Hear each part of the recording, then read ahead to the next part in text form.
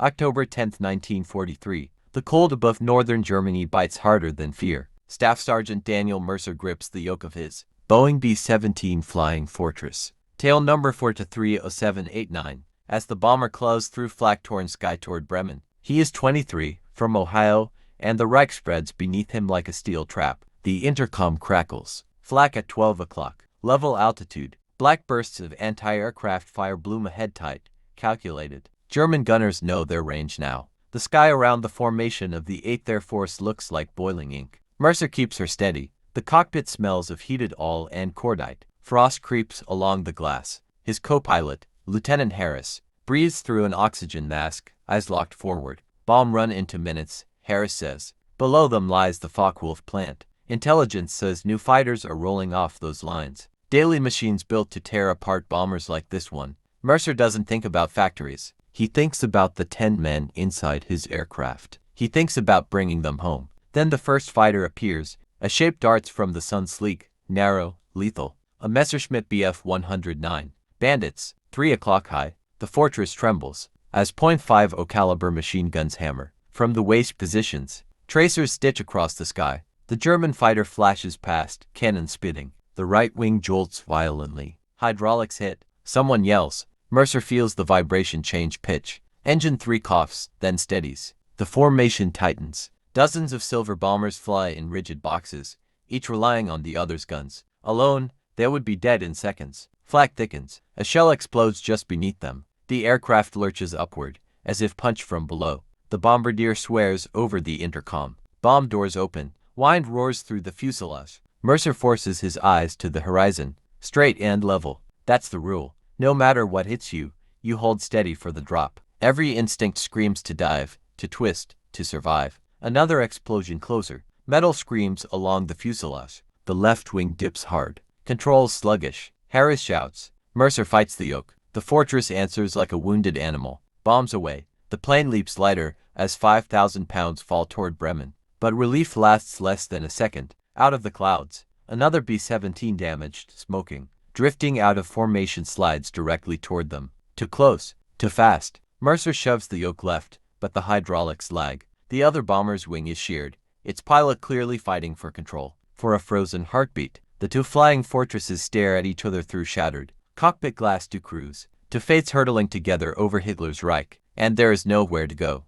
The collision sounds like the sky tearing open. Metal slams into metal with a force that crushed breath and bone. Mercer's head snaps forward against his harness as the right wing of the other Boeing B-17 Flying Fortress slices across his own left stabilizer. The cockpit windows explode inward. Shards of plexiglass whip through the freezing air. The fortress shudders violently, engine screaming at mismatched pitch. For a split second, Mercer thinks they are already dead. Hold it, hold it, Harris shouts. But the impossible has happened. The other bomber doesn't fall away. It sticks. Its crippled wing has torn into Mercer's fuselage just behind the cockpit, locking the two aircraft together like hooked bones. Their aluminum skins grind and shriek against each other as both bombers plunge downward in a tangled spiral. Altitude unwinds fast 23,000 feet, 22,500. Inside the fuselage, chaos. Tail's gone. Someone yells from the rear. We've lost the tail. Mercer doesn't dare look back. Through the fractured windshield, he sees the other aircraft's cockpit. So close he can see the pilot's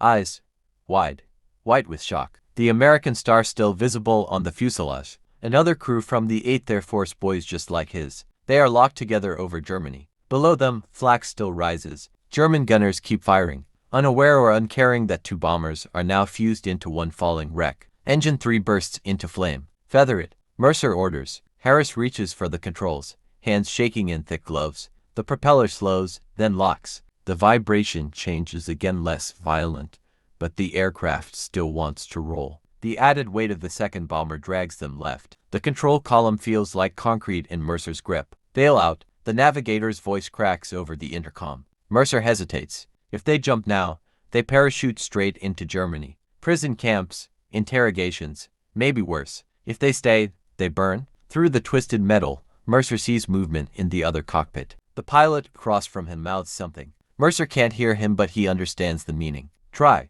Both crews are still inside. No parachutes yet. 20,000 feet. The spiral tightens. Wind howls through torn aluminum. Loose charts and maps whip around the cockpit like birds. Mercer makes a decision. Full power on 1 and 2. Ease her right. Steady, steady. The remaining engines roar in protest. The combined mass of two bombers resists every correction, but slowly, almost imperceptibly, the spin slackens. 19,000 feet. The other B-17 begins to tear apart. Its outer wing panel rips free, spinning downward in a glittering arc. Suddenly, the violent drag lessens. Metal screams one final time, and the second bomber breaks away. Mercer's fortress lurches violently upward as the dead weight vanishes. The aircraft staggers in open sky, bleeding fuel and flame, but no longer fused. The sky is suddenly quiet. Too quiet. Mercer's Boeing B-17, flying fortress, limps forward at 18,000 feet. Alone now, the formation gone. Silver shapes that once filled the horizon have vanished into cloud and distance. Engine 3 is dead. Engine 4 leaks all in a thin black ribbon across the wing. The left horizontal stabilizer is half missing, jagged like broken teeth. Control response, Harris asks. Mercer tests the yoke. The aircraft answers slow, wounded, but obedient. She fly, Mercer says. He doesn't know if that's true. From the waist, Sergeant Klein reports, voice thin through oxygen mask. We've got a hole you could drive a truck through back here. Tail sections barely holding. The rear gunner doesn't answer at all. Mercer feels it before he hears it, the shift in weight. The hollow emptiness behind him. Check the tail, he orders quietly. There's a pause. Then, tail gunner's gone. No scream, no impact, just gone. Wind roars through the torn fuselage where the second bomber had bitten into them. The smell of burned insulation mixes with cold metal. 14,000 feet. They're losing altitude without meaning to. Feather 4, Mercer says. Harris hesitates. If we feather 4, we don't make England. If we don't, it tears off. Another second of silence. Then the propeller slows, blades turning edge onto the wind. Now only two engines pull the battered fortress westward. Below them spreads Germany, fields cut into neat squares. Small villages, rail lines. Somewhere down there are search parties already, mobilizing for parachutes they saw bloom. And somewhere behind them, Luftwaffe fighters are turning back. Contacts. The top turret gunner shouts. Mercer's stomach tightens. Two spakes rise from below, growing fast. Narrow wings, black crosses. Focke-Wulf Fw 190. They come in low, smart. No wasted movement. Mercer has no formation now. No interlocking fields of fire. Just 10 men and half a plane. Hold fire. Wait. Mercer murmurs. The first fighter climbs sharply and rolls, cannons flashing. Tracers rip through the right wing. Fuel sprays into open air. The second sweeps behind, targeting the exposed rear. Klein fires from the waist gun short. Disciplined bursts. Brass casings spin into the slipstream. The fortress shudders again. Hydraulic pressure drops further. The control column grows heavier. The Fw 190 pulls up for another pass, but something changes. Black smoke pours from its engine. It banks away, trailing flame. The second fighter breaks off abruptly. Mercer blinks. Above them, contrails streak the high sky. Sleek shapes dive down fast, long noses, unmistakable. North American P-51 Mustang. Escort at last. One Mustang slides alongside Mercer's crippled bomber. So close he can see the pilot glance over. The American gives a quick nod. You're not alone. Relief floods Mercer, but only for a moment. Fuel gauge right tank nearly empty. All pressure dropping. Altitude 10,000 feet. 9,000 feet. The world grows closer. Too close. Mercer's wounded Boeing B-17 flying fortress vibrates like it's coming apart bolt by bolt, with only engines one end to pulling. The aircraft lists slightly left, fighting him every second. Fuel pressure's dropping, Harris says quietly. Mercer nods. He already sees it. The right tank is nearly dry. The left is bleeding from a jagged puncture carved by 20mm cannon fire. Behind them, Sergeant Klein crawls over twisted aluminum toward the radio compartment. The fuselage is open to the sky where the second bomber tore into them. Wind rips through the interior, stealing warmth, stealing breath. Radio shot. Klein calls forward. Antennas gone. They are flying blind. No contact with England. No vector home. Just instinct and a westward heading. 7,000 feet. Below them, the German countryside sharpens into detail roads, hedgerows, farmhouses. Mercer spots movement on a narrow road. A convoy of trucks pulling off. Men climbing out, pointing upward. They see us, Harris mutters. Mercer doesn't answer. He trims the aircraft carefully. Every movement must be slow, deliberate. The control cables feel stretched, uncertain. The left stabilizer barely holds. If it fails completely, they roll inverted, and that's the end. All splashes across the windshield from engine 2. Temps rising, Harris says. She's overheating. Mercer feels it through the pedals, the rougher vibration. The subtle loss of rhythm. 5,000 feet. The English Channel lies somewhere ahead, hidden behind low gray cloud. If they reach it, they may have a chance to ditch near Allied patrols. If they fall now, they fall into Germany. The intercom crackles. Skipper, Klein says softly, rear fuselage is tearing wider. I can see daylight through the bomb bay from back here. Mercer swallows. The structural integrity is failing. The fortress was built strong, but it was never meant to survive being fused to another bomber midair. Prep for bailout, Mercer orders. Silence answers him. Each man understands what that means. Parachutes are dragged forward. Oxygen masks are pulled aside. Cold air slaps at exposed skin. 3,000 feet. Mercer scans ahead and sees it. Water? A dull gray strip beneath the cloud layer. The channel? Hope flares and dies almost instantly. Engine 2 coughs violently. Once. Twice. Then flames burst from the cowling. She's going. Harris shouts. Mercer slams the mixture to cut off. The propeller windmills uselessly before he feathers it. Now only one engine remains. The B-17 begins to sink, nose heavy. Altitude, 2,200 feet. They will not make England. They will not hold altitude long enough to organize a clean bailout. Over water, Mercer says, voice steady. We jump over water. He banks gently toward the gray expanse. Below them, whitecaps churn in cold October wind. The control column moves freely, too freely. Mercer pulls backhand, nothing answers. The nose of the crippled Boeing B-17 Flying Fortress dips toward the gray water of the channel. Elevators are gone. Harris shouts. Mercer's mind runs fast. The rear stabilizer was already half destroyed. Now the remaining control cables must have snapped. The aircraft is no longer responding to pitch. Altitude, 1,500 feet. One engine screams at full power, dragging the bomber forward but unable to lift its heavy nose. Trim, Mercer orders. Harris spins the trim wheel desperately. The nose shudders, rises slightly, then drops again. Behind them, men are already moving. Parachutes clipped. Static lines checked. No one speaks now. Training replaces fear. Over water, Mercer calls back. Jump clear of the tail. He doesn't add that the tail may detach at any second. The sea rises fast, whitecaps sharp as teeth. At 1,200 feet, Mercer makes the choice. Go. Klein is first. He disappears through the torn fuselage, swallowed by wind and sky. One by one, shadows fall from the broken aircraft. Mercer keeps flying. Your turn, he tells Harris. The co-pilot hesitates. You can't hold her alone. I'll try. For a brief second, they lock eyes. No speeches. No heroics. Harris unclips and moves aft. The slipstream nearly rips him from the aircraft as he reaches the opening. Then he is gone. The cockpit is suddenly quiet. Mercer is alone. Altitude, 900 feet. The channel is beneath him now, cold, endless, indifferent. He fights with trim and throttle, using engine power to raise the nose slightly. The aircraft responds sluggishly. Not enough to level but enough to slow the dive. He thinks of Ohio.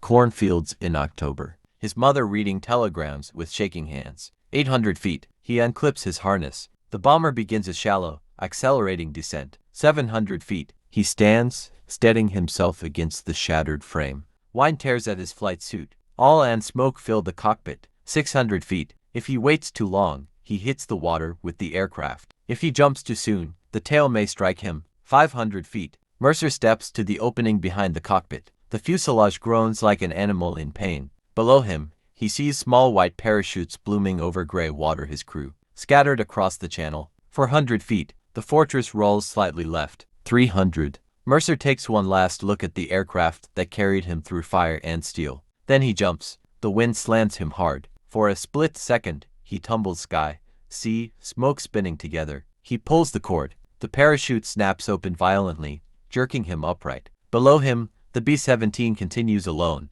It strikes the channel seconds later in a violent explosion of spray and fire, then disappears beneath the surface. Mercer hangs in the cold October air, descending toward dark water, and toward whatever waits there. The water hits like concrete. Mercer crashes through the surface of the English Channel feet first, the shock ripping the breath from his lungs. The parachute collapses around him, heavy silk dragging him sideways in the waves. Cold. A cold so violent it feels alive. He fumbles with numb fingers, fighting the harness. The silk canopy pulls him under. One salt water flooding his mouth before he tears free and kicks upward. He breaks the surface gasping. Gray sky, gray sea, no land in sight. Wine drives sharp white caps across the water. The October channel shows no mercy. Mercer, a voice shouts somewhere to his left. He turns, blinking salt from his eyes. A parachute floats, half deflated on the waves 50 yards away. Beneath it, Harris struggles to inflate a small yellow life vest. Mae West, Mercer calls. Harris nods weakly. The vest finally catches air, lifting him higher. One by one, Mercer spots them small heads bobbing in endless water. Klein, the navigator, even the bombardier. 8, 9. He counts again. 8. The tail gunner is missing. Mercer swallows the thought. There's no time to grieve. The channel wind cuts through wet wool and leather. Already his hands are stiffening. Survival time in this water is measured in minutes. Stay together, Mercer shouts. Link up. They kick toward each other, movements clumsy, boots heavy. Waves separate them, then slam them back together again. Somewhere behind them, a faint engine hum grows louder. Mercer looks east instinctively, expecting the worst. Instead, a low shape cuts across the water's surface, a German patrol boat. A Schnellboot, gray hull, sharp bow, swastika flag snapping in the wind. They must have seen the crash. The boat angles toward the scattered parachutes. Mercer feels the crew around him stiffen. No one says it, but they all understand. If they are picked up, they become prisoners of the Reich. If they are not picked up, the cold decides. The Schnellboot closes fast, slicing through waves with precision. Men in dark naval coats line the deck, rifles slung, scanning the water. Harris whispers, "At least we're alive." Mercer doesn't answer. The patrol boat slows as it approaches. A German sailor points directly at Mercer's cluster. Orders are shouted in clipped voices. A rope ladder is thrown over the side. For a fleeting moment, Mercer considers swimming away. But there is nowhere to go. No strength left for defiance. The first sailor reaches down and grabs Klein by the collar, hauling him upward like a netted fish. Mercer drifts closer as Rough Hand sees his harness. He looks up into the face of a young German sailor barely older than he is. The sailor hesitates, just for a second. Then he pulls Mercer aboard. The channel disappears beneath gray steel. Mercer collapses on the deck, coughing seawater, surrounded by enemy uniforms. Above him, the Reich's flag snaps in the wind. And for the first time since takeoff, he is no longer in control of his fate. The deck of the German Schnellboot smells of diesel and salt. Mercer lies on cold steel plates, wrists trembling uncontrollably. The channel wind cuts through. His soaked flight suit does too. Sailors roll him onto his side, checking for weapons. They find none. A young German petty officer kneels beside him, expression hard but not cruel. He removes Mercer's sidearm and tosses it into a canvas bag, already heavy with American pistols. "Name?" the officer asks in broken English. Mercer stares past him at the gray horizon. Staff Sergeant Daniel Mercer, United States Army Air Forces. The officer nods once. He's heard the formula before. Around Mercer, his surviving crew is lined against the bulkhead. 8 men now, wet, pale, shivering. A guard stands over them with a rifle held loosely but ready. Harris catches Mercer's eye and gives the smallest nod. Alive. That is enough for now. The Schnellboot turns east, back toward occupied France. The English coastline so close, so possible vanishes behind rain and distance. Below deck, they are pushed into a cramped compartment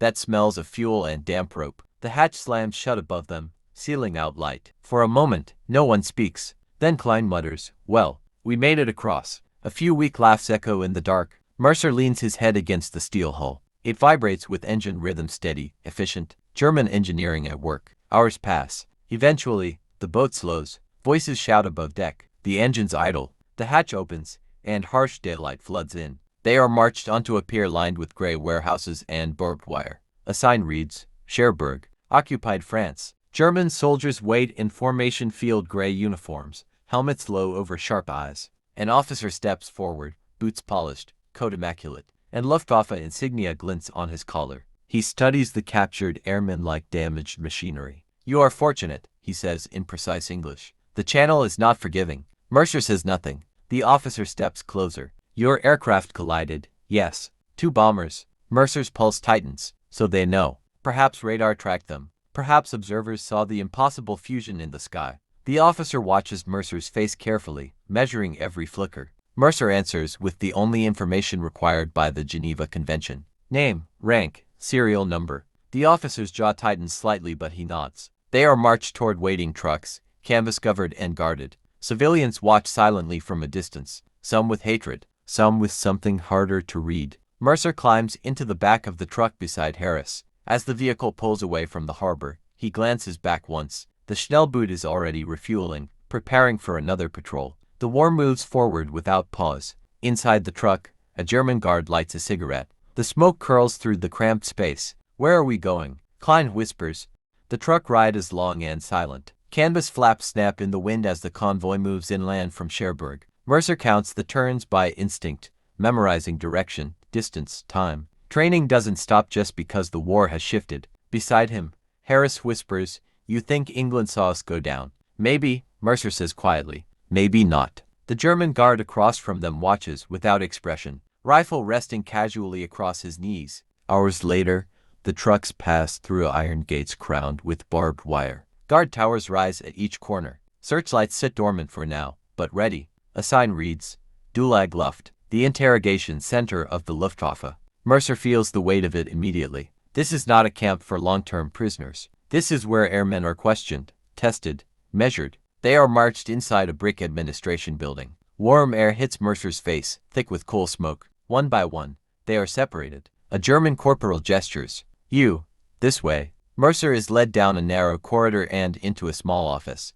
A wooden desk, 2 chairs, a single overhead lamp. Waiting inside is a Luftwaffe captain mid-30s. Sharp features, intelligent eyes. His uniform is immaculate. He stands as Mercer enters. Staff Sergeant Daniel Mercer, the captain says in flawless English. Pilot of a Boeing B-17 Flying Fortress assigned to the 8th Air Force. Mercer keeps his face still. The captain gestures to a chair. "Please." Mercer remains standing. The captain smiles faintly. "Very well." He slides a photograph across the desk. Mercer's stomach tightens. The image shows to be 17s fused together midair, smoke pouring from their wings. The photograph is grainy but unmistakable, taken from the ground. "You made quite a spectacle," the captain says calmly. "Our observers were impressed." Mercer says nothing. The captain studies him carefully. "Tell me, Sergeant, was it pilot error or panic?" The room feels smaller. Name, rank, serial number. The captain nods once, unsurprised. He leans back slightly.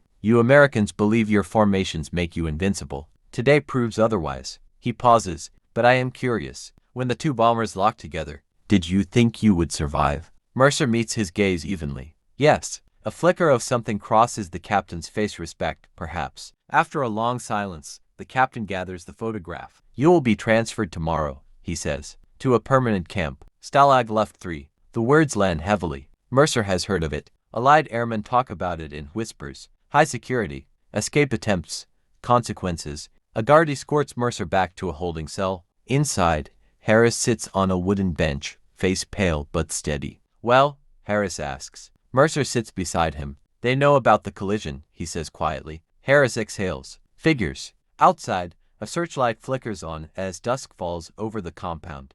The train moves at night. Steel wheels grind against frozen rails as Mercer sits in a dim freight carriage, wrists resting on his knees. Around him, other captured airmen from different missions sway with the rhythm of the Reich's rail system carrying them east. No one speaks much. Through a narrow crack in the wooden slats, Mercer watches Germany pass in shadows, factory smokestacks, signal towers, villages with blackout curtains drawn tight. The war continues, indifferent to who survives it. At dawn, the train slows. A guard slides the door open. Cold air floods the compartment. Rouse. They climb down onto a snow-dusted platform. Ahead stands a barbed wire perimeter layered in coils. Guard towers at precise intervals. Wooden barracks stretch in rigid rows. Beyond the fence, pine forest. A sign reads, Stalag Luft III, the Luftwaffe-run POW camp in Sagan. Mercer studies the layout, automatically fenced depth, tower spacing, guard rotations, the same calm focus he once used to navigate flak corridors over.